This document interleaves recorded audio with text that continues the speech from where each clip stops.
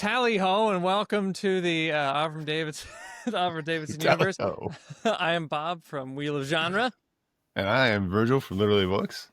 and Virgil has forced me to do synopsis for this story, but it is it is a romp, Virgil. This is such an exciting story. We're back to Eszterhazy. This is our, I think, second Eszterhazy story together, and this time it's called "The Woman Who Lived with a Bear," and it's nuts, Virgil. It is nuts. It is nuts. I really like this story too. These are fun. I can see why these stories had such a great appeal and why he wrote so many of them. This story is a really great example of that to me.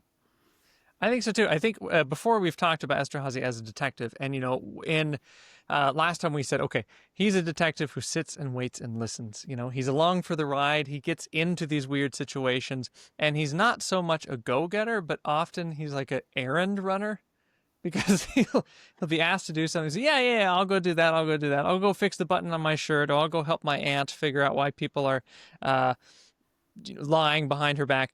I'm going to figure this out. And then he kind of moves his way through a mystery.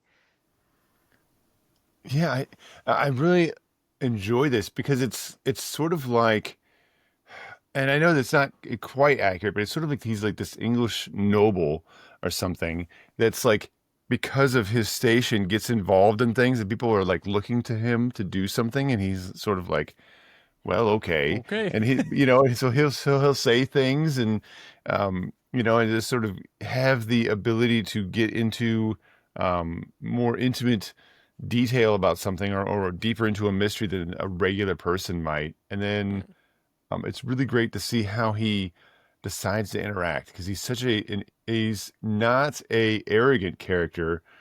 He's kind of a sleepy character in a way, and I kind of like Mm. that. I kind of like that he's sort of like He's he's like, chill. huh, yeah, he's like, He's huh, sleepy. well, isn't this nice? Yeah. But it works. It works so well. It does work well. And so in the last story we found, okay, he goes on an errand. He's got to fix his button. He goes into the laundromat. He ends up finding through like going to visit someone. He's trying to figure out what this mother-in-law of Pearl is. He falls into a mystery step by step, and he ends up finding out secrets because he goes and visits the apothecary. So he's like, okay, maybe if I go and do this, I'll find out a secret. Now, in this story, he is trying to go help his aunt, his late uncle, who is Captain Eszterhazy, uh, uh, the wife of his late uncle. So he goes to visit her. She's Aunt Emma, and then through a lot of strange conversations and this weird legend about a woman who lived with a bear, eventually going through accounts like spending, someone's personal spending, their bank book, finding out, okay, why are they spending so much on charity? I think the character is named Philly E, and he doesn't want to pay his rent. So okay, he's like, why don't you want to pay your rent? Well, I don't have enough money. Why don't you have enough money? Let's look at your bank book. I'll help you. He's going to balance his checkbook. Because he's And he got an finds out encumbrance, right? he's got an encumbrance. Yes, I was because I like, have an what is an encumbrance. encumbrance? Like, I Yeah, know encumbrance from D&D. Is that we can't be talking about this? I think we might be in D&D territory here. But tracking down this encumbrance, he goes and he finds, okay, charity, charity, charity. Who is this charity for? He finds this old woman who is referred to as Unda, which I think might be a character from the past who is related to, not related to, but has a tryst with Captain Eszterhazy. Mm. But we end up, Virgil, and this is my favorite part, we end up finding another legend, and this is where it becomes, again, an occult detective. Before we found a mermaid, this time we've found maybe a kind of berserker, a kind of someone, like a person who can change shapes into a bear, or it's Yeah, a person, and we can't really tell. right. And again, I like this because, like you said, there's this sense of, is this a supernatural thing? Is this like weird messing with our perception? And I really enjoy that. Again, we're not given like a complete like pull the curtain off, apart, so to speak. See all the details, know all the secrets 100%. Like we're not sure at the end exactly what happened. And I also not to spoil it, really liked the decision that happens at the end about the little statement that happens about what the conclusion of the story is. I really like how that was presented. Oh. Virgil, you got to tell me this conclusion because I don't even know if I know at this point. Well, so what I like, and of course this is a little spoilery, but at the very end of the story, there's a talk about how um he goes into there's a discussion about going into this scenario and that the best thing to do is to do nothing. The Yeah. best thing to do is to just sort of leave it alone. We left it as it was, as we found it, so to speak. I don't think that's quite the quote, but I really enjoyed that because he could see it's so fraught with like decisions that he could make that would make it worse. There's so many Mhm. opportunities to make the scenario worse in different ways. And he ultimately decides that the best thing to do is to do nothing, is to just let events play out as they will. So I kind of like that. So it essentially, he gets involved in this whole mystery, and the end of the mystery is sort of like the best thing I could do is not to do anything. Mhm. Let sleeping bears lie. Yeah, he That's right. says, Excellent is a great look at you. well, it's because Pull we that get one it. right out of your pocket. You're like, look at That's this. Like, right. We we get kind of a idea of what happened because we get these two love stories where two different women were involved with Captain Esterhazy, but then where the bear comes in is not exactly clear. But he does say, back and forth, a man was walking, walking on all fours. Not on hands and knees, not with legs bent, on the flats of his hands and feet, rump elevated. Oddly, not as much as one would think. A man with clotted hair and filthy rags, a man staring either down or straight ahead, but never up. He turned again, pacing, unseeing. Esterhazy shuddered. And this man is like rummaging around in hay. He's in this cage.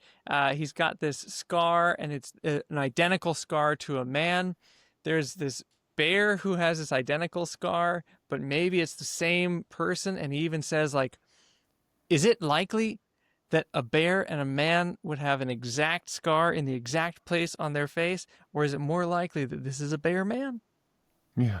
Yeah, because he's like, well, it's possible that like a man and a bear could both be like this, and they could have a scar on their face, and that both of them had lost an eye, and that both of them are like, it keeps going, as it keeps going, you keep going, a lot less likely now. It's pretty unlikely at this point, and he's sort of like, by way of like, of like accounting these details makes you think like, no, there isn't. Like these are the same.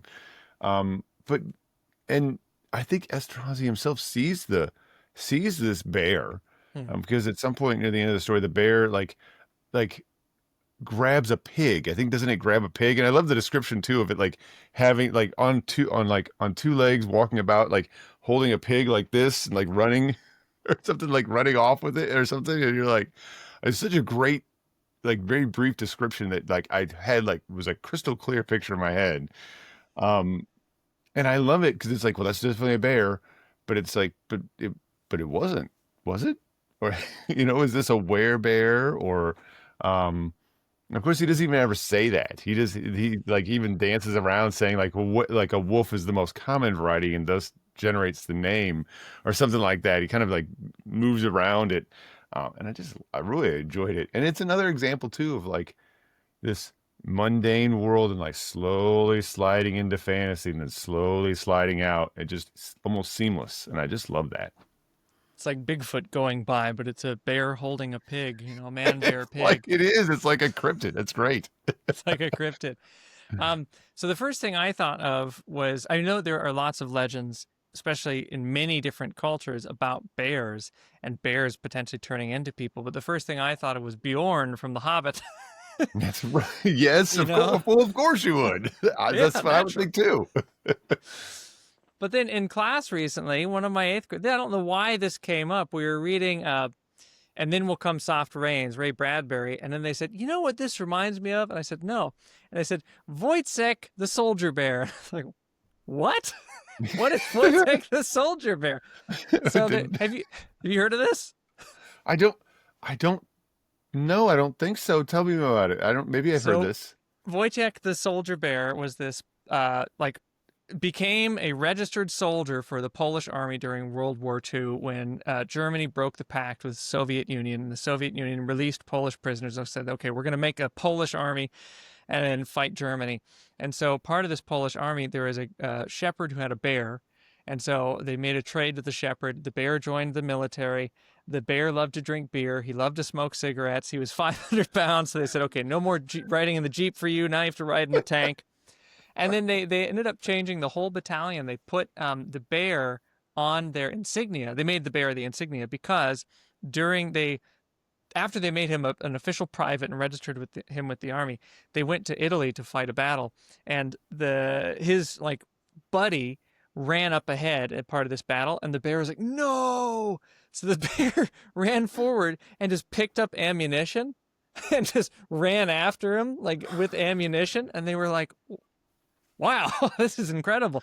So they made him the official insignia of this bear, like holding the missile. So That sounds yeah, amazing, by the way. I've never yeah, heard that, and it's probably the coolest thing I'm going to hear today, maybe this week. I know. Yeah, to leave it to eighth graders to tell you the coolest thing. So I don't know why that came up, but they told me about it. And then when I read this story, I was like, huh. I wonder if he was thinking about Wojtek the bear. That's such a cool story. It is a really interesting idea. Huh. And I like too that you brought up the like the berserker, right? You know, Yeah. the bear shirt, Hmm. whereas the who would dress in bear skins and would whip themselves into a frenzy in battle. Um and there's a sense of it there being a bit of like a frenzy about this man who's kept this old woman is like living with. There's definitely a sense of like it being I'm like he mentally isn't all there, and you don't know if that's from an injury, that's what the suggestion is, or is it because it's part of this curse or something that he's under. And I love that. I love that a lot. And I also just want to bring up, I love the idea too of like this like townspeople coming to Dr. Eszterhazy at some point and saying, "Is it legal for a woman to live with a bear?" And he just sort of was Oh, like, yeah. "Huh, unusual question." And he just starts rattling off like law facts, like just like he starts quoting things, and you're like, What a great pivot." He's just like immediately he's like, "Well," and it's like he doesn't even know. He's like, "I don't even know if this makes sense." He's like, "I'm just gonna say this stuff." Speaking of pivots, that's a great pivot to go and live with the bears, I suppose. Yeah, they're like, can anyone live with the bear? No, they're wild, so no one can really live with a wild animal. You're just living near it. Oh, Yeah, that's okay. right. But no one But can own it. And then, no one can own it. Your idea earlier of werebears really made me wonder, like, why have we not made Care Bears, but horror werebears? I think that would be, oh. that's a ripe opportunity right there. Wait, wait, Care Bears, but horror. Werebears, yeah. It was a much less successful cuddly toy line. Well, they did it with Winnie the Pooh. That's true. Well, Uh, yeah, because the what was it? The IP finally went into the public domain or something. I think is yeah. why they were like waiting. They like I think they had that thing. I don't know. I haven't seen it, but I think they had it filmed and waiting until the IP finally went to public domain, and then they like set it out. Oh, Winnie the Pooh. So you too could make werebears. Um, I was curious, Virgil. I wanted to see what you thought because now we have, we're not really saying necessarily that Esterhazy is an occult detective, but he kind of is because he keeps dealing with these occult issues. What Mhm. he's doing is not really occult, except for believing in these things, or at least entertaining them to a degree, and then going to investigate them and wondering, okay, could it really be a bear person? Last story, could it really be a mermaid? Mhm. Do you think is there anything that he does that makes him an occult detective besides like searching these things out? It's it's almost like he is like like forced to be a detective because it's it's like he doesn't really get a choice. Like Dragging his feet. he's sent here to like check these logbooks. I think because his aunt thinks that she's being stolen from. Like he Something thinks that like that. they're skimming the books, and so she's like, "You have to go," and he's like, "Oh." Oh, what does he say? Something like everybody has an Aunt Emma who, Yeah. when she asks you to do something, you have to go do it. And he's like, okay, fine. I guess I'll. So he's like trying not to be exasperated. He's like, listen, I was having a great time just doing my thing, doing basically probably nothing, just chilling, entertaining myself. And now I have to go do this chore. It's like, ugh, okay. You know, it's like almost like a Tom Sawyer type thing. He's like, I gotta go paint I gotta whitewash the fence. Trick Okay, someone to paint the fence for me. right. So Trick I a gotta do bear. something. So he has to go and look at these logbooks. And then it's like I like too how he's like falling asleep and he's like, wait a minute, this isn't the book I was supposed to that I want to read. This isn't I can't remember what the title of the book is. Like something I can't Yes. remember what it was. It was just Something great. that sounded Like really boring.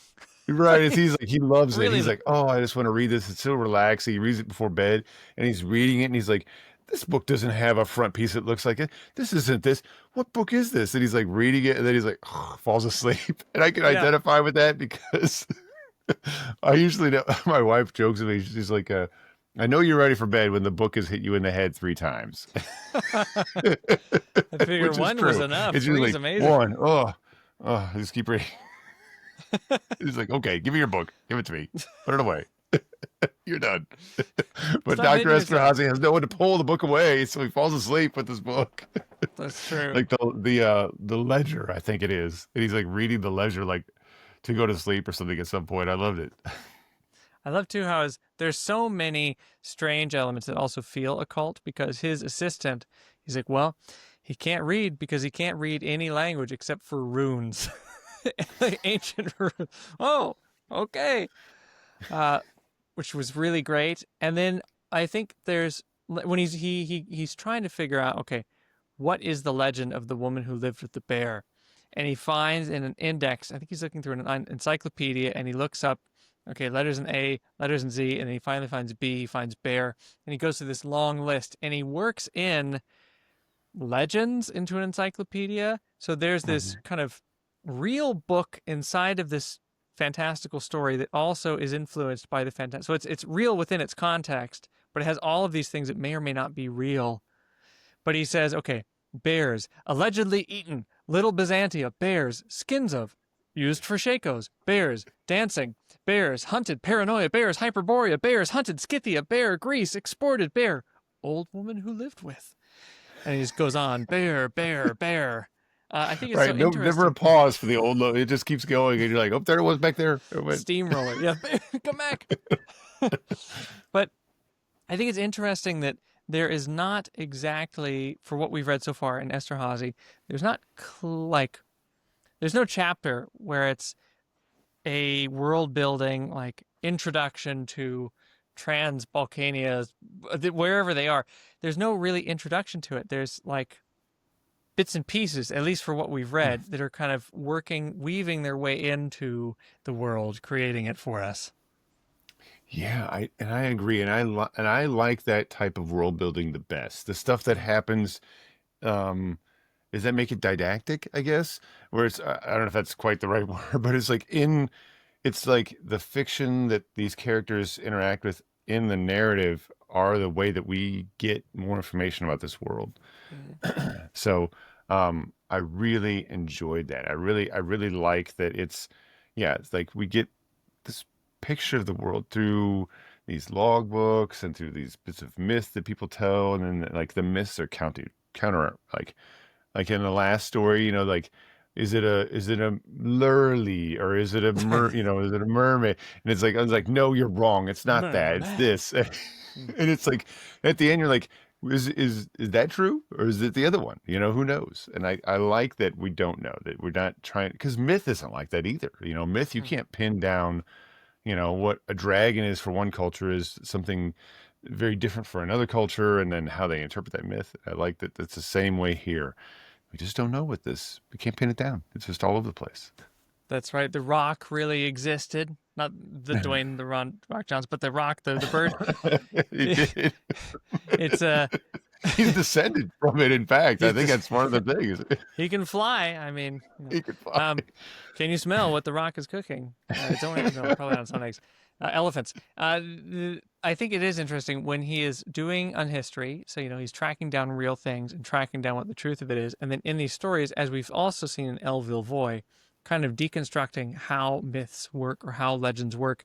You have hearsay, you have rumor, you have all of these people who have their own opinions about the legend, and all of these things start to compound and they turn into the truth, or they turn into that kind of passed down history.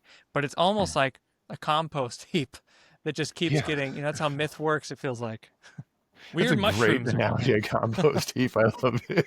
It's like but it's somehow a pleasant one, right? Mm. This produces a pleasant smell in this case, but Fragrant, not a stinky. fragrant Yes. heap. Um, but yeah, I agree. And part of it too is he doesn't ever, one of them never completely eliminates the other. One of them Mm. never says like, I'm the authoritative, like, myth. The rest of these myths are discounted. Like they're all kind of just are just blended together. You don't really see this where the scene where one stops, the other one ends, and sometimes they counter. They sort of argue with each other. They don't coincide well. Their facts don't line up.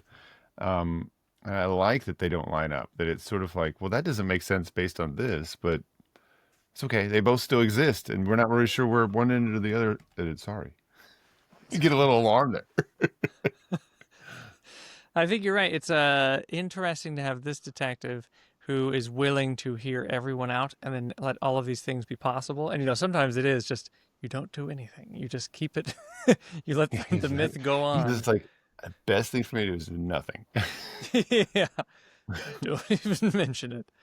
Yeah, I think he's really an interesting detective, and I want to see what he does in the future, especially if we're still like you and I are kind of on the fence whether or not he's an occult detective. But I think as we move forward, I want to see does he actually get involved? Does he meddle? It's he's more like trying to find out the truth by slowly going through it and then just shoving things a little bit. But I wonder if he will do anything somewhat more occult in the future. I wonder what we'll see from him in future stories.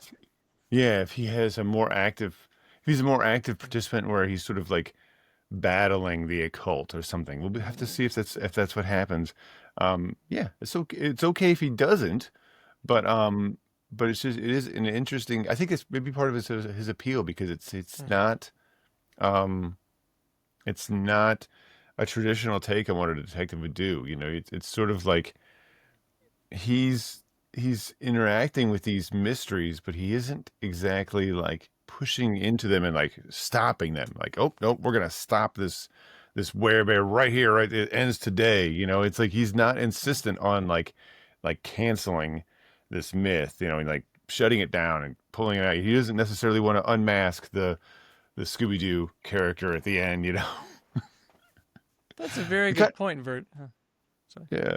And something else too, I really like too, the very, very, very end where his aunt asks him like, "Oh, is so and so stealing from me?" And he's like, maybe just a little. And she says, "I knew it." And then that's it. And she like and like this whole mystery that like the mystery is shut down from there on. Like it never gets any farther than just Dr. Eszterhazy doing this. He's like, am I being skimmed? Are they taken from the books? He's like, maybe just a little. But it's like that's expected. So she's like, okay, I thought so. I thought She so. feels good knowing that she's being robbed a little bit, but she just doesn't want to do anything about it. I think so. This is very, I never thought about this, Virgil, but this does make these stories especially, very special because often if you have an occult detective, as you said, or if you have any sort of detective, someone has to be brought to justice, or something has to be shut down. And in the case of a supernatural detective, it's okay, I'm going to go prove that it's either Scooby Doo and the werewolf never actually existed. So I'm going to pull off its mask. It was all a ruse. This fun, I guess if it's tearing the town apart, it's not really fun, but this thing that we thought we might believe in no longer exists. We've disproven the ghost. And then other occult detectives might be, okay, that thing is always evil. We need to go and vanquish it or purify it or whatever is happening. But this is interesting where you're like, okay, we're going to go experience this, just see that it's true, and then just let. I mean, in the case of the mermaid, it's like, okay, we're going to help the mermaid get her life back to normal. For the bear, it's like, okay, I'm just not going to meddle. I'm not going to get involved. The woman lives with the bear. They're happy. It's all fine. I'm just walking away. I'm not going to, no one needs to be vanquished here. Right. Yeah. Yeah. And I think it's really interesting. The temptation by a writer would be to like have a smash bang sort of like battle or something.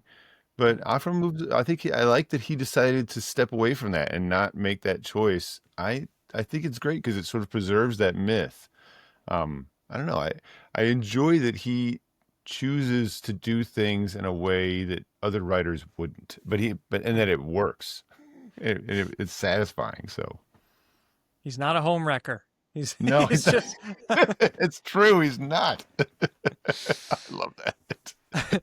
yeah, I think let's move forward, Virgil, with more of these stories. But I think that's the main thing I think I want to keep in mind. Earlier, I was thinking, okay, I want to see if he does anything occult. Now I want to think, okay, how is Eszterhazy so different that he doesn't actually like ruin the world? You know, he's going to let it persist. He's going to go and experience it, solve little tiny pieces, but he's not going to kill the supernatural thing. I want to see if that continues.